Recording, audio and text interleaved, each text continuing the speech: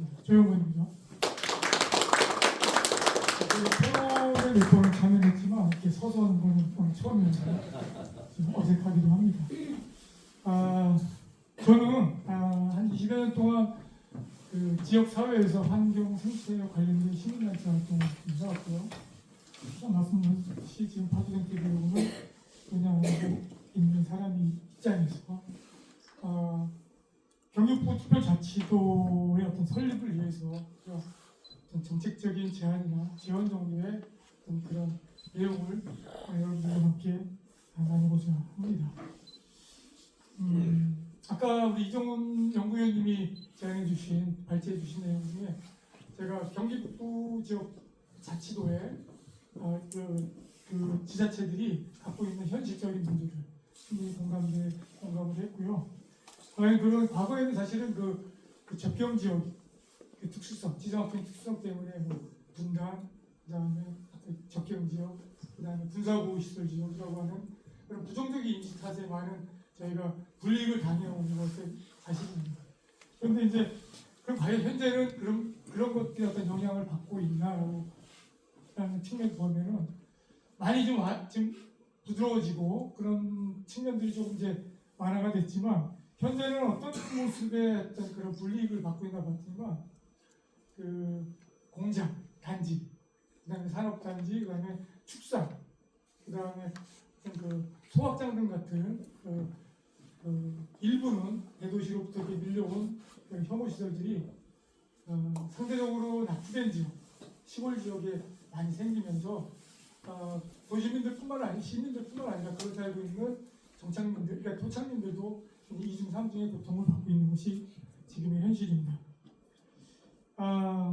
그런 것들에 대한 어떤 공감대가 일단 형성이 돼 있고 그래서 그런 걸 배경으로 해가지고 제가 그럼 과연 어떤 대안들이 있을까? 만약에 경기북부 특별자치도가 생겼을 때 이러한 부분들을 아우를 수 있는 또는 어떤 개발이 목적이야 개발이 주가 아니라 개발 이외에 다른 대안이 있을까라는 관점에서 몇 가지 말씀드리도록 하겠습니다. 얼마 전에 지난날에 파주시장이 신년 기자회견에서 몇 가지 미래 비전과 시정 목표를 발표합니다. 그래서 지금 현재 파주는 52만 명 훌쩍 넘으셨고요. 100만 도시로 향해 나가는 시점이 있습니다. 거기서 3대 시정 목표 중에 하나가 제가 굉장히 중요한 부분이라고 생각했기 때문에 그 부분을 한번 말씀드립니다. 그중 하나가 수도권의 문화 생태 휴양지로의 메카가 되어졌습니다. 과거에 지자체장들이 특히 파주나 북부도 마찬가지겠지만 다른 지역도 마찬가지겠지만 어떤 생태 자원이나 어떤 그 환경 보존에 대한 그런 가치보다는 개발, 어떤 유치 이런 그러니까 개발이 우선이 되었었던 그런 시정 목표들이 많았었는데 이번에 그 파주시장이 되는 그 시정 목표 하나가 그런 내용을 담고 있다는 것에 굉장히 의미를 부여했고요. 거기에 대해서 간략히 관련된 그 이야기들을 좀 풀어보도록 하겠습니다. 지금 우리가 이제 아까 말씀드린 공감대가 형성이 됐다고 했지 않습니까? 불이익을 받고 특별자치도 북부 지역의 지자체들이 그런데 역설적이게도 파주시와 연천시 그다음에 지금 말씀드렸던 그 지자체들은 생태 자원, 역사 문화 자원들이 곳곳에 편제되어 있다는 것이 일종의 강점이라고 저는 생각을 합니다. 이런 부분을 어떻게 살려낼 것인가가 사실은 저희가 오늘 말씀드린 내용 중 하나고요. 파주시 입장에서 볼 때 파주시는 현재 공릉천 하구에 지방 생태 공원을 설치하겠다고 하면 조성하겠다는 조성 계획이 나와 있고요. 좀 더 나아가서는 한강 하구, 임진강 하구를 잇는 거대한 강한 그 습지 지역에 국가 습지 공원을 구상하고 있기도 합니다. 이거는 파주시장과 박정희 의원이 구상한 내용인데 야주권은 이런 내용들이 지금 파주에서 굉장히 많이 이렇게 회자되고 있고요. 파주시의 공릉천이라는 곳은 파주시의 생태를 이야기할 때 굉장히 중요한 것 중에 하나입니다. 열려있는 물길이 굉장히 중요한 현재적 자원 가치인데 보통 우리가 큰 강이나 하천은 학원이나 뚝방에서 전부 다 맞춰 있는 것이 지금의 모습이지만 한강하고 임진강하고 그다음 공릉천은 이 하루에 2번씩 어떤 그 바닷물과 민물의 교차가 되는 기수역 지역입니다. 그 자체가 굉장히 중요한 생태적 가치를 지니고 있는 곳이고요. 거기다가 이제 지방 생태 정원을 조성하겠다고 하는 계획이 지금 되어 있고요. 이거는 뭐 지금 당장 할 수 있는 문제입니다. 하지만 한강하고 임진강하고 있는 강한한 습지지역에 만들어 놓는 국가습지 공원이라고 하는 거는 사실은 그 지금 현재 구상 단계에 있는 것이고 그것이 현실적으로 진행이 되기 위해서는 굉장히 많은 어떤 그 과정들이 첨예한 것들을 풀고 나가야 되는 쉽지 않은 그런 과정이라고 저는 생각을 합니다. 그런데 그런 구상이 지금 현재의 모습이지만 앞으로 그것이 양국 관계가 개선이 되고 그 다음에 이후 통일 시대가 온다면 과연 어떤 모습으로 이것이 어떤 가치를 발휘할 수 있을까? 잠재력을 갖고 있는 여러분 수천만의 예를 봐서 설명을 드릴 수가 있을 겁니다. 지금 순천만은 저도 이제 얼마 전에 지난 2월 초에 한번 갔다 왔는데요.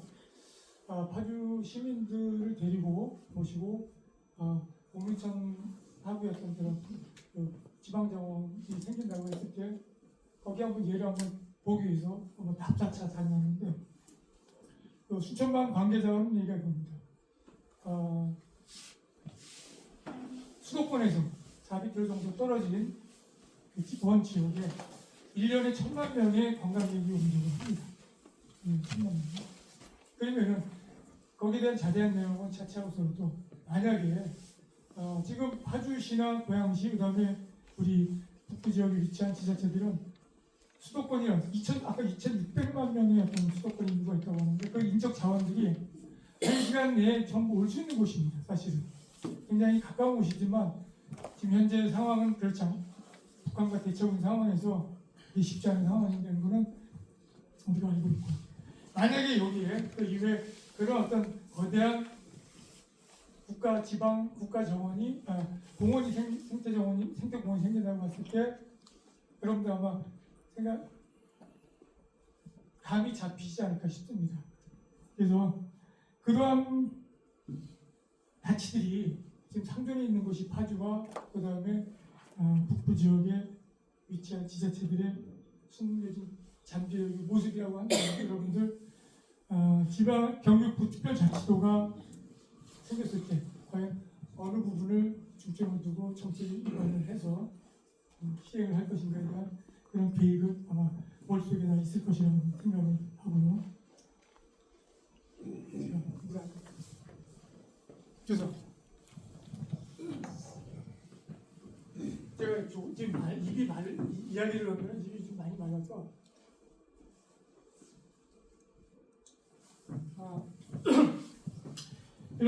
그러한 어떤 그 핵심 가치를 두고 우리가 경기북부 특별자치도를 준비해야 되지 않나라는 그런 제가 의견을 말씀드렸고요. 좀 더 이렇게 좀 더 이제 그 자세한 얘기는 좀 뭐 이렇게 지금 생략을 하고요. 만약에 경기북부 특별자치도가 출범한다면 상대적으로 낙후된 우리 그 북부 지역의 지자체들은 개발이 아마 필수라고 할 것입니다. 그건 뭐 불을 보자 저기 아마 이렇게 명확한 사실일 텐데 중요한 것은 개발을 통한 성장과 기회를 같이 하면서 제가 아까 말씀드렸던 생태자원 그 다음에 역사 문화 자원들을 그런 걸 통해서 이제 그 개발의 측면이 아닌 보존과 그 틀 안에서 현명한 이용에 대한 그러한 그 정책을 성장 발전의 어떤 그 핵심에 두어야 하지 않을까라는 생각을 제가 하고 있고요. 그것이 경기북부 특별자치도가 성공적으로 안착할 수 있는 지름길이고 불이익과 피해를 감내하면서 그다음에 지켜온 토착민들과 현재 도시민들이 경제적 획득감과 또한 그 높은 삶의 질 혜택을 누릴 수 있도록 하는 지름길이 아닌가라는 생각을 해봅니다.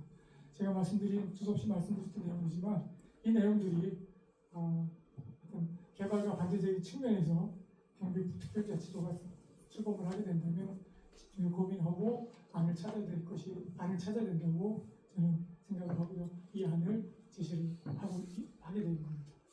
이상입니다.